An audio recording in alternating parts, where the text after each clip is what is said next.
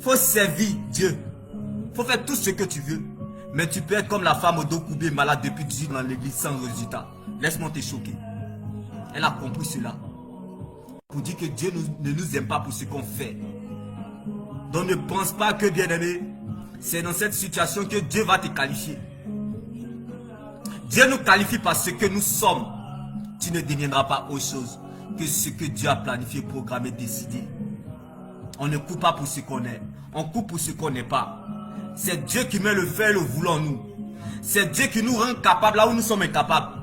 Sinon nous tous, nous déconnons matin, midi et soir. Laisse-moi t'annoncer cette bonne nouvelle en ce jour. Afin que tu prennes conscience de la vie chrétienne. Afin que tu prennes conscience du christianisme. Chaque jour est un jour de repentance pour un véritable enfant de Dieu. Même en 1 Jean 9, la Bible pouvait nous le dire. Que celui qui croit, que celui qui dit qu'il n'a point péché déclare Dieu menteur. La Bible déclare, celui qui dit qu'il n'a point péché déclare Dieu menteur. Et sa parole n'habite point en lui. C'est-à-dire, si tu dis que non, je n'ai pas péché même aujourd'hui, tu déclares Dieu menteur. Tu te trompes toi-même. Donc bien aimé, ceux qui combattent, qui parlent plus du... Moi je préfère te parler, bien aimé. Les gens peuvent te parler de sa force. Les gens peuvent te parler de sa puissance. Les gens peuvent te parler du péché, de la sanctification, de ceci, cela. Mais moi je te parlerai de la fidélité. Vous parlez de sa force. Vous parlez de sa puissance. Mais moi je te parlerai de sa fidélité, d'une alliance, d'un amour, d'une relation. C'est pour cela la Bible m'a mandaté en ce jour de te dire que celui qui croit être debout prenne garde de tomber. Dieu est amour, bien-aimé. Peu importe ce que tu vis, tu ne resteras pas là. Un jour tu vivras sans ce péché. Un jour tu vivras sans cette misère. Un jour tu vivras sans ce malheur. C'est ce qui compte, la fidélité. Il est fidèle. Dieu veille sur sa parole. Les gens peuvent parler, mais répète après moi. Dieu veille sur sa parole. Nicodème avait le même corps la journée, mais l'intérieur qui a changé parce que Jésus-Christ était en sa direction. La nouvelle naissance. Bien-aimé, Jésus a couvert la nudité de Nicodème. C'est le même Nicodème qui a couvert la nudité de Jésus lorsque ils sont allés enterrer Jésus. Bien-aimé, si tu n'apprends pas à couvrir la nudité des gens de ton vivant, personne ne pourra couvrir ta nudité à ta mort. Apprenons à couvrir la nudité des autres. Jésus couvrit la nudité. Pierre a régné Jésus, David dans le péché, Noé dans l'alcool, Rahab la prostituée, Abraham dans l'idolâtrie. Jésus couvrit la nudité. Jonas égaré, Salomon dans la distraction, Samson dans l'idolâtrie, Samson dans le sale défaut, des comportements qui ne sont pas à désirer. Mais Jésus couvrit la nudité. Alors bien-aimé, tu es libre d'attaquer un enfant de Dieu, mais fais attention de son alliance avec Dieu. Car ce n'est pas lui que tu attaques, mais c'est Dieu que tu combats. Tu mourras avant ton heure. On ne combat pas ce que Dieu a tiré de la douleur, comme David, 13 ans dans l'humiliation. On ne combat pas celui que Dieu a tiré de la frustration, comme Daniel dans la fosse au lion. On ne combat pas que celui que Dieu a tiré dans la fournaise de feu, comme Abednego, Shadrach, Meshach. Et c'était mon message en ce jour. En 1 Corinthiens 10, verset 12. Que celui qui croit être debout prenne garde de tomber. Nous déconnons matin, midi, soir. Personne n'est pas fait. Seul Jésus. Seul Jésus-Christ est champion.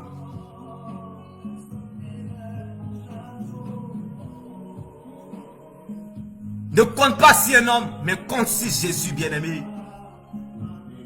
Il n'est pas un chemin, mais le chemin. Il n'y a pas un chemin sans le chemin. Il ne donne pas la vie, il est lui-même la vie. Il n'est pas une option, mais une nécessité. Je ne te parle pas d'un Jésus boucantier, d'un Jésus de ton quartier, d'un Jésus serviteur de justice, d'un Jésus Barnabas prisonnier célèbre. Je ne te parle pas de Jésus footballeur brésilien, mais je te parle de Jésus-Christ de Nazareth. Il n'est pas footballeur, mais il a marqué l'humanité. Lui qui a vaincu la mort. Vaut mieux croire en quelqu'un qui a vaincu la mort que de croire à quelqu'un qui n'a pas vaincu la mort. Bien-aimé. Vaut mieux être blessé que de mourir. Vaut mieux croire en quelqu'un qui a vaincu la mort que de croire à quelqu'un qui n'a pas vaincu la mort.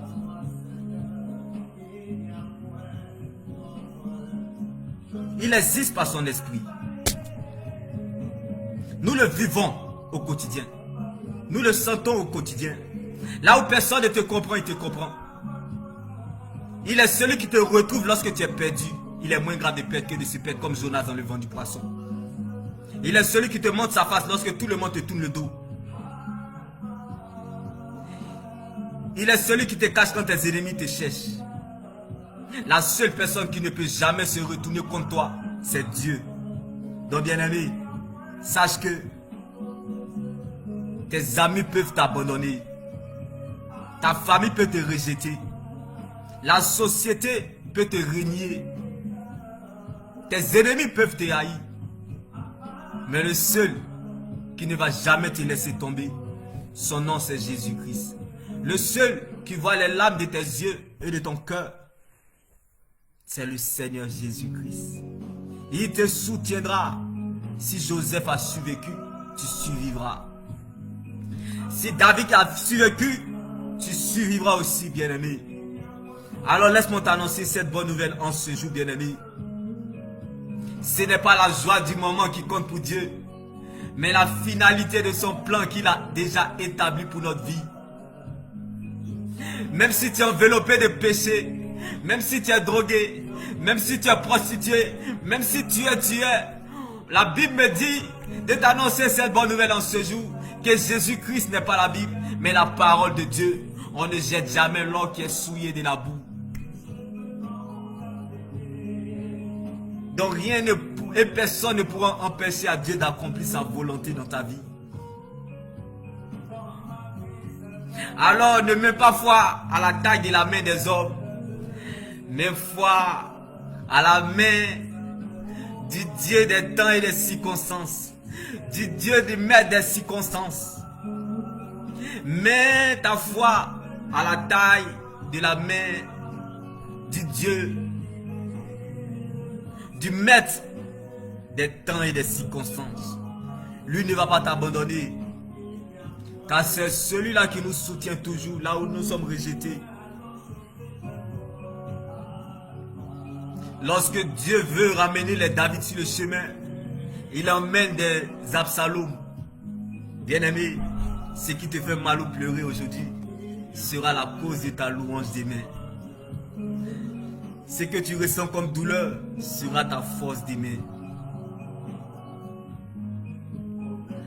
Le brisement est le meilleur conseil, est le meilleur moyen que Dieu utilise toujours dans la vie de ramener ses enfants à lui. Si tu n'es pas sur le droit chemin, Dieu va pousser les gens à te trahir. Dieu va pousser les gens à t'offenser, à te faire du mal, pour que tu lui donnes la première place qui te revient dans son cœur.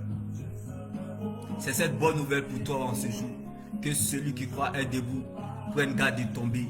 Quelque chose peut nous surprendre, ou peut nous arracher le sourire, notre honneur, notre dignité, mais n'oublie surtout pas que celui-là qui ne te délaissera point, qui ne t'abandonnera jamais, qui ne te laissera jamais, c'est le Seigneur Jésus-Christ. Alors, ne laisse personne te priver de ton éternité qui est l'enjeu majeur de ton existence.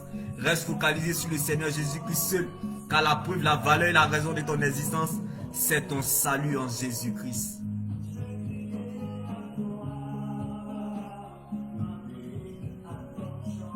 Salomon a perdu la fidélité de Dieu en chemin par sa désobéissance.